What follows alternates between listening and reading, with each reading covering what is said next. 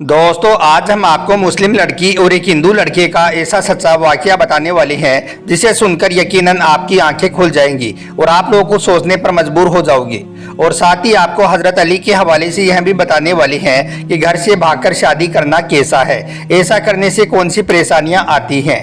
इसलिए आज का यह वीडियो आप सभी के लिए बहुत खास है, आप इसको आखिर तक जरूर देखें और मेहरबानी करके इसे शेयर भी कर दें ताकि यह वीडियो और भी हमारी इस्लामिक बहनों तक पहुंच जाए। तो चलिए दोस्तों शुरू करते हैं। दोस्तों सबसे पहले तो हम आपको बता दें कि आज जो वाकया हम आपको यहाँ पर बताने वाले हैं यह वाकया कोई मनगढ़ंत कहानी या किस्सा नहीं है, बल्कि यह एक सच्चा और रियल वाकया है जिसको हमारे एक दोस्त नसीम सिद्दीकी ने हमें बताया है, जिसे सुनकर हमें लगा कि यह वाकया आप लोगों में भी शेयर करना चाहिए, इसलिए हम आपके लिए यह खास वीडियो बना रहे हैं। दोस्तों नसीम सिद्दीकी ने हमें बताया कि 4 दिन पहले की बात है, मेरा किसी काम को लेकर कोर्ट में जाना हुआ। वहां पर एक सबीना नाम की लड़की और एक राकेश नाम का लड़का दोनों शादी करने के लिए आए हुए थे। कचहरी में संयोग से मैं उन्हें मिल गया। दोनों कहने लगी, भैया जी आप हमारी कुछ हेल्प करवा दीजिए, हम दोनों एक दूसरे से बहुत प्यार करते हैं और आज हम दोनों कोर्ट मैरिज करने के लिए यहाँ पर आए हैं। इतना कहकर फिर वो लड़का समोसा और पानी लाने के लिए चला गया। यह देखकर फिर मैंने लड़की से पूछा कि आपका क्या नाम है, तो उसने बताया कि मेरा नाम सबीना है। फिर मैंने पूछा कि इस लड़के का नाम क्या है, तो उसने बताया कि इस लड़के का नाम राकेश है। इसके बाद वो लड़की कहने लगी, भैया हम दोनों एक दूसरे से बहुत प्यार करती हैं, हम एक दूसरे के बगैर जिंदा नहीं रह पाएंगे और हमारे घर वाले इस रिश्ते से राजी नहीं है, वो हम दोनों को अलग अलग करना चाहते हैं। इसलिए आज हम दोनों अपने घर से भागकर यहाँ पर आ गए हैं और अब हम दोनों कोर्ट मैरिज कर लेंगे और फिर कुछ ही दिनों के बाद में कोई भी हम दोनों का कुछ नहीं बिगाड़ पाएगा। दोस्तों नसीम सिद्दीकी ने बताया कि लड़की के मुंह से यह बातें सुनकर मुझे बहुत अच्छा लगा और मैं सोचने लगा कि वाकई प्यार में इंसान कुछ भी कर गुजरता है। खैर इसके बाद में मैंने लड़की से पूछा कि क्या तुम इस लड़की के बारे में अच्छी तरह से जानती हो, तो वो लड़की कहने लगी कि मैं सिर्फ अपने राकेश को जानती हूँ और इन पर मुझे खुद से भी ज्यादा विश्वास है।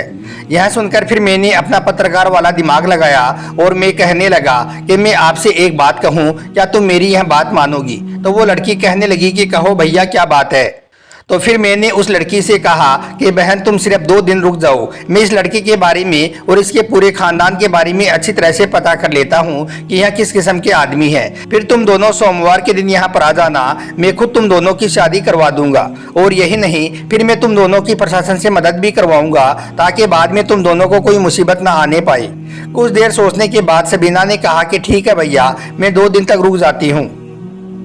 इतने में ही राकेश पानी लेकर आ गया। उसे देखकर मैंने बहाना बनाते हुए मैंने उससे कहा कि आज तुम दोनों की शादी नहीं हो सकती है क्योंकि चुनाव की वजह से आज सब कर्मचारी बिजी हैं। सोमवार के दिन तुम दोनों सुबह 10 बजे यहाँ पर आ जाना, उस दिन मैं खुद तुम दोनों की शादी करवा दूंगा। इतने में वो लड़की भी बहाना बनाते हुए कहने लगी, हाँ भैया आज जल्दबाजी में मैं अपना आधार कार्ड भी अपने घर पर भूल आई हूँ, इसलिए हम सोमवार के दिन आ जाएंगे। इतना कहकर फिर वो दोनों लड़का लड़की अपने अपने घर को चले गई। मैंने राकेश के आधार कार्ड की फोटोकॉपी पहले ही लड़की से ले ली थी जिस पर राकेश का पूरा पता लिखा हुआ था।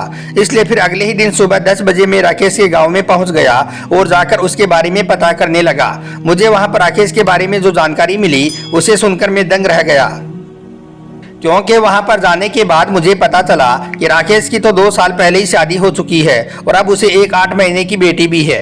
और यही नहीं, यह तो एक नंबर का चर्ची आदमी है और इस वक्त इस पर 2 मुकदमे भी चल रही हैं। खैर इसके बाद सोमवार के दिन यह दोनों कोर्ट में सुबह 10 बजे आ गई और कहने लगे, भैया आज हमारी शादी करवा दो। इसके बाद मैंने राकेश का पूरा खुलासा सबीना के सामने कर दिया और उसे बताया कि यह तो पहले से शादीशुदा है। तो यह सुनकर राकेश साफ साफ मना करने लगा कि मेरी शादी नहीं हुई है। लेकिन फिर जब उसकी बीवी और बच्ची को सामने लाया गया तो पहले तो उन्हें देखकर राकेश गुस्से में लाल होकर अपनी बीवी को मारने पीटने लगा। इतने में मैंने उसका हाथ पकड़ा और कसकर उसे 2 थप्पड़ लगा दिए और फिर वहीं पर मौजूद 2 होमगार्ड के हवाले उसको कर दिया। यह देखकर सबीना की भी होश उड़ गई, उसके पैरों के नीचे से जमीन खिसक गई। उसे ऐसा सदमा लगा जैसे कि उसे लकवा मार गया हो। इसकी अम्मी को मैंने पहले ही सब कुछ बता दिया था और इस वक्त वो भी मेरे साथ में यहाँ पर आई थी जो सब कुछ छुप कर देख रही थी। फिर मैंने सबीना की अम्मी को बुलाया। अम्मी को देखते ही सबीना उससे लिपट गई और फूट फूट कर रोने लगी। फिर करीब आधे घंटे तक वो अपनी माँ से लिपट कर रोती रही।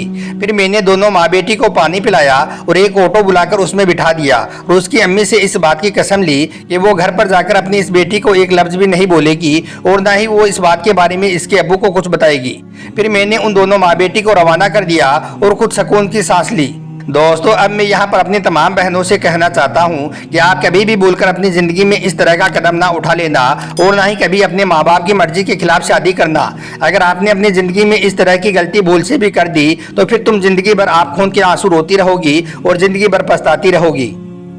दोस्तों, एक मर्तबा एक शख्स अपने जवान बेटे को साथ लेकर हजरत अली रजी अल्लाह तआला अन्हु की बारगाह में हाजिर हुआ और दस्ते अदब को जोड़कर निहायती अदब के साथ में अर्ज करने लगा, या हजरत अली, मेरा यह बेटा एक ऐसी लड़की के साथ में शादी करना चाहता है जिसको हम बिल्कुल भी पसंद नहीं करते हैं। वो लड़की हमारे इस बेटे के लिए और हमारे इस घर के लिए बेहतर नहीं है, लेकिन हमारा यह बेटा हमारी इस बात को तस्लीम नहीं करता है या हमारी इस बात को मानने के लिए बिल्कुल भी तैयार नहीं है।